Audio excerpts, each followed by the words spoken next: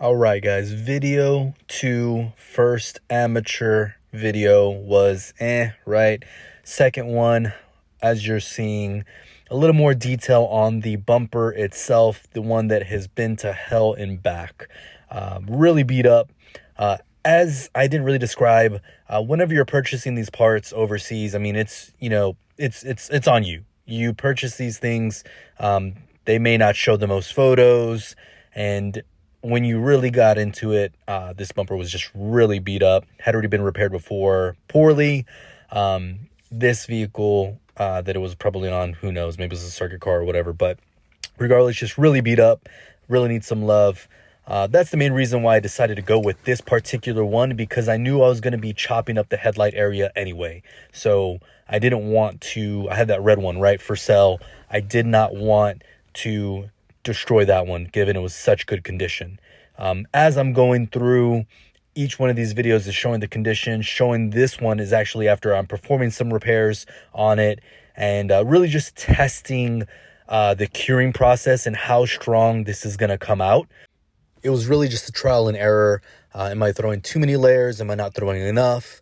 Again, making sure everything dries and really just testing the durability of it. So after laying the glass down, twisting it around, I'm in a good place. So really just wash, rinse, repeat, and all of these other areas. Next thing up, we're going to be test fitting the J's Racing fenders.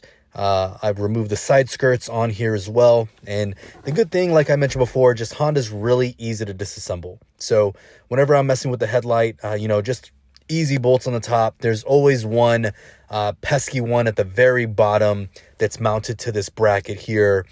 Use a extension, and you see it there at the bottom where that one is. It's always, again, a little hidden one down here.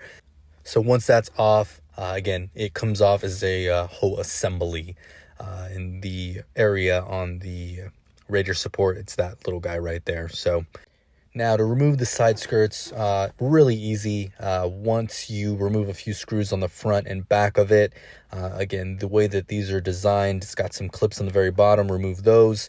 Now these clips, they always push, they come out backwards, which just means that whenever you're removing the side skirt, you do need to push it forward to get those clips to release, and then the clips will stay on the body side itself, right? So those clips, again, release towards the back of the side skirt, but you need to push it forward to get that to release.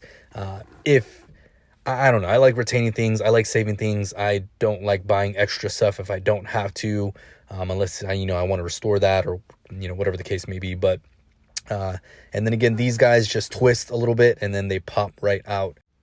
My thing is, whenever you're messing with this, it's really just taking your time. Don't rush it. Just give it a little love, right? Is it built for speed, or is it built for comfort? I mean, you really got to just take your time, and nothing will break.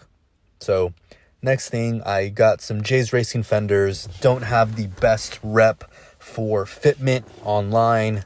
I got a snagged a set locally. I'm going to throw these on as well. And see what modifications are needed to get these to fit. I was debating between going with, the widened steel fenders, but I just ended up going with these. Fitment is not the best, but it's, something I can work with. I was hoping they would still come out a little bit further. I'm not sure if, again, I'm going to go with a little bit of a negative camber to assist, and then kind of widen these fiberglass fenders. But again, a little bit of work necessary.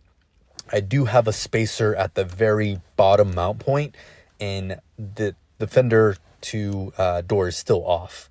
So again, need a little bit of love, a little bit more working to get this to fit right. And got the wing on installed. I think this right here is like the money shot for me. I just love the way the rear end looks with the spoiler lip edition with the wing. I just like this look, it just completes me. So I'm really happy with the way this looks. Obviously just need to get the paint work done, get everything matched up, but the rear doesn't really need a lot at all. The rear mugen lower lip does need a little bit of love. The carbon needs a little bit of love. in terms of like smoothing that out, sanding it, and re-clearing that. But again, nothing really too much compared to the front bumper. This is the one last shot after I smoothed out that area. It's coming along really well. It's nice and strong. Still have a lot of areas that need work. But yeah, they just gotta, get it going, get all these repairs completed, and get this bumper on and really start working on the headlight area. I think that's going to be the biggest challenge for me, to get all that smoothed out. Now, I'm going to be cutting in the rear body and floor, making that look really good. I already sanded it down, removed all the interior trim panels and interior seats, all that good stuff. So do a little bit of paint work on there, install the Miracle X bar, get the interior going a little bit, and then really just start doing the body work in terms of widening the fenders, reworking the J's fenders. But again, IS300 community's really been good to me over these years. I originally started out working on Hondas, and I'm back to Honda. There's just really just something that I've just been in high school. My first car was a Honda Prelude. I just, near and dear to my heart, right? Eventually, someday down the road, we'll look at an NSX. But again, for now, DC5 build, Weckfest, Texas. That's the goal. And yeah, appreciate the love.